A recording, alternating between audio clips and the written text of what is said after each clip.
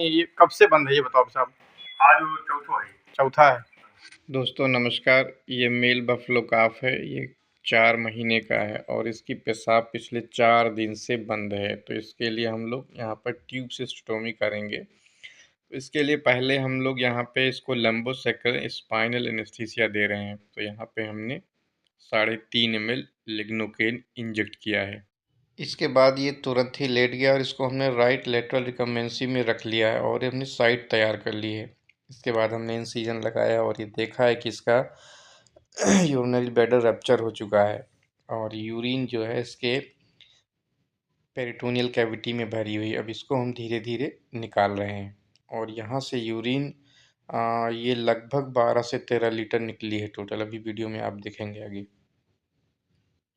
तो ये देखिए, ये हमने ये नीचे 30 लीटर का टब रखा है बड़ा सा, इसमें करीब 12-13 लीटर यूरिन आ गई। अब यहाँ पर हम लोग क्या कर रहे हैं कि एक सबक्यूटेनियस टनल बनाकर कैथेटर को पास करेंगे यहाँ से। कैथेटर यहाँ जो यूज कर रहे हैं वो हम 16 नंबर का कैथेटर यूज कर रहे हैं। विंटर सीजन में मेल काफ में ये बड़ी समस्या बन के आती है और यहाँ पर कैल्कुलाई फॉर्मेशन होता है। विंटर सीजन में क्या है कि पशु जनरली कम पानी पीते हैं, जिसके चलते यूरिन कंसंट्रेट हो जाती है। यूरिन कंसंट्रेट होने के वजह से कैल्कुलाई फॉर्मेशन होता है इसके यूरिथ्रा में या सिग्मॉइड फ्लेक्सर के पास, और यूरिनरी ब्लैडर में भी कभी कभी बनता है। तो उसके चलते यूरिन ब्लॉक हो जाती है और फिर ये ब्लैडर इसका भरने लगता है। जब ज़्यादा दिन तक यूरिनरी ब्लैडर भरा रहता है तो फिर या तो ये रप्चर होगा या सीपेज।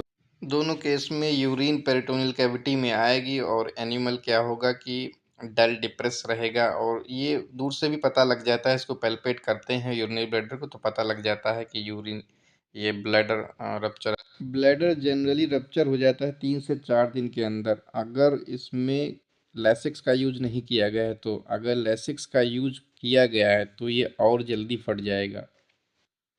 इस केस में लेसिक्स की गोलियां खिलाई गई हैं और इसमें हम लोग रैप्चर को सस्पेक्ट भी कर रहे थे और मिल भी गया है।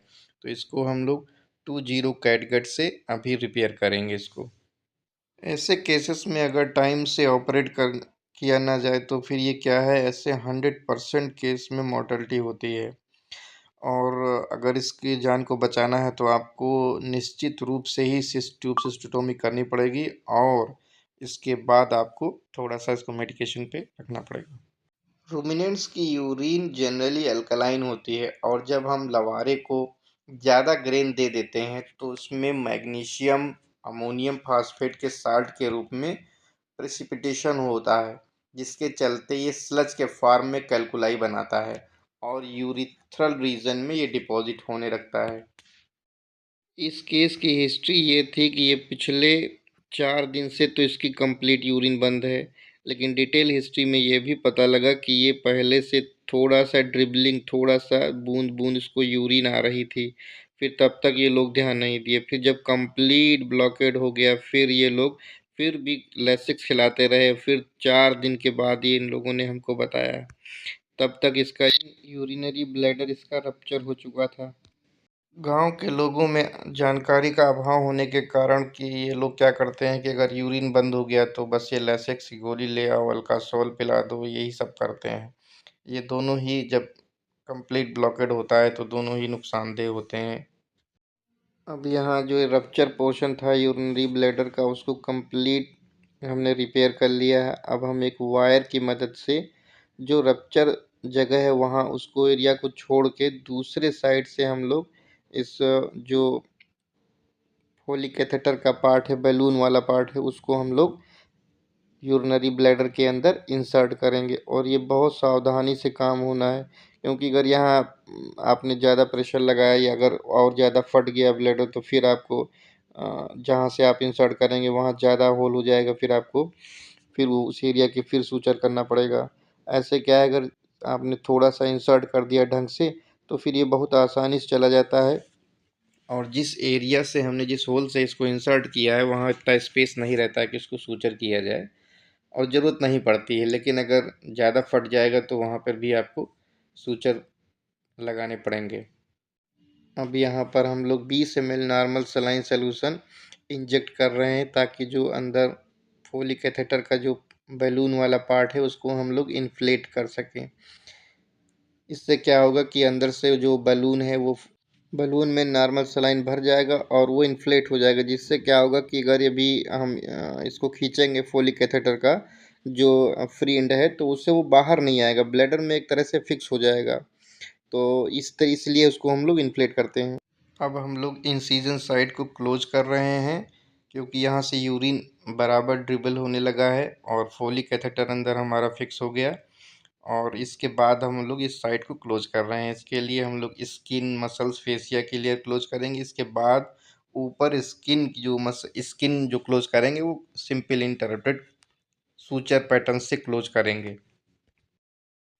मसल्स और फेसिया की लेयर नीचे क्लोज करने के बाद अब हम लोग ऊपर की स्किन को क्लोज कर रहे हैं। इसमें सिंपल इंटरप्टेड सूचर लगा रहे हैं। तो ये इसके बाद ये कंप्लीट तरीके से इंसिजन साइड क्लोज हो जाएगी।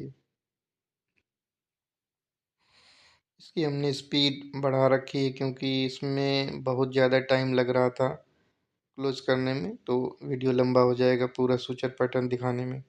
ये बाहर का एंड भी इसको हम लोग थोड़ा सा स्किन में 2-3 सूचर लगा के इसको फिक्स कर रहे हैं ताकि ये जो फ्री एंड है कैथेटर का जहाँ से यूरिन निकलेगी वो बिल्कुल रिलैक्स ना रहे। अगर रिलैक्स रहेगा तो फिर दिक्कत करता है, तो उसको हम लोग फिक्स कर दे रहे हैं।